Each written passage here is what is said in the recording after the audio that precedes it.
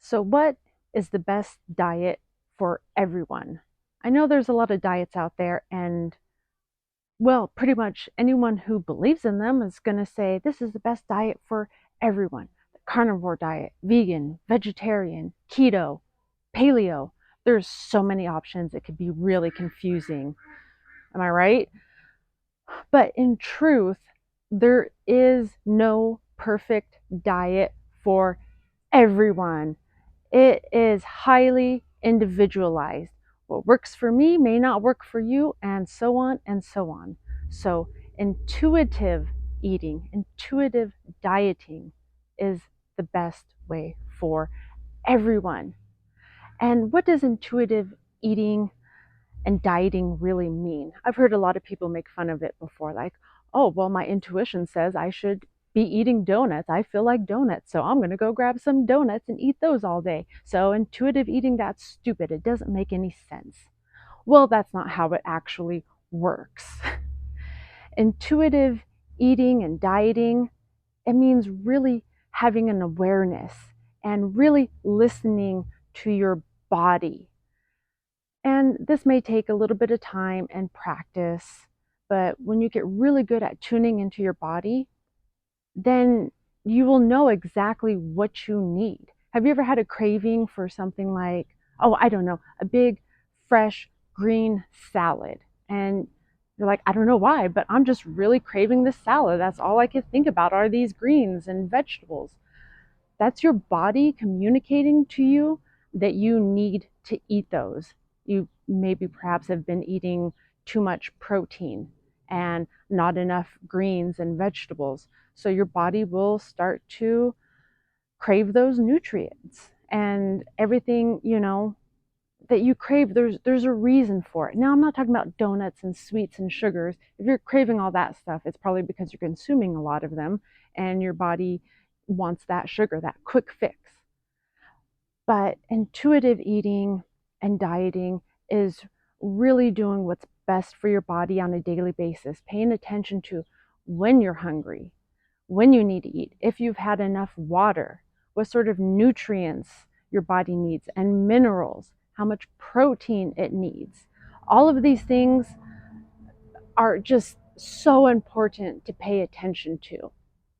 So, if you could really tune into your individual body, it's going to benefit you in so many ways. That's going to be your perfect diet.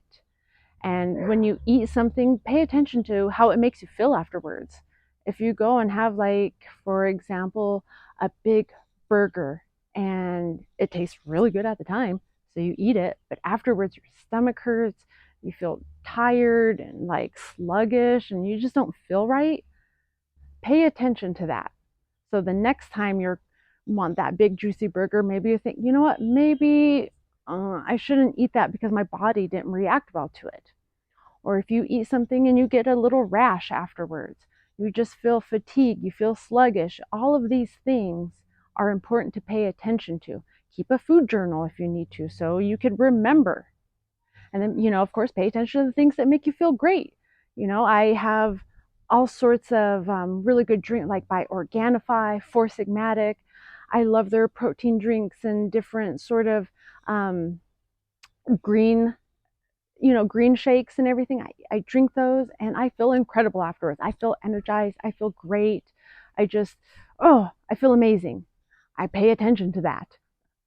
So when you hear intuitive eating, intuitive dieting, it doesn't mean, well, I want a donut, so I'm going to eat a donut.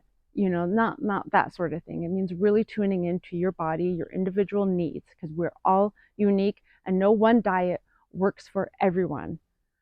I don't believe that exists. The people that live way up north, like in the Arctic, their diet that they've had there in that area for hundreds, thousands of years is different than someone who lives in the rainforest. Those are two different areas. And the foods, you can't say, well, they both need to be on the same diet and it's going to benefit them. That's probably not going to work. That's, just a really vague, simple example, but I think you understand what I mean.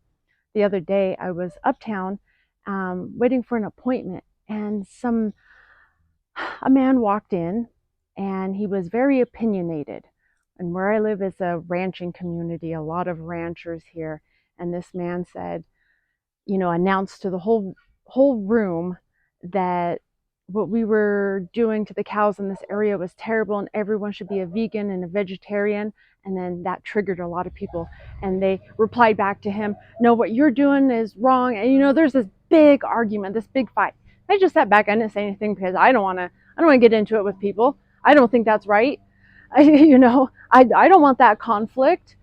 But it's not right to force an ideology onto other people. If you eat a specific way because you believe in it, fine. But don't say that the way you eat is the way other people are supposed to eat, because that's very highly unlikely. We're all so unique and individual that you can't say, well, the paleo or the carnivore, vegan, vegetarian diet, that everyone should be eating that way. It just doesn't make any sense. If anything, we should all be, intuitive eating according to our needs, having fresh, whole foods, not highly processed foods, foods that are made in with chemicals and just all of that stuff. And we probably shouldn't be eating that. So whole, fresh foods like whole vegetables, whole fruits, good quality protein sources, whether you're vegan or not, it doesn't matter the protein you like to eat, as long as it's a good quality source of food. We should all be eating quality, right?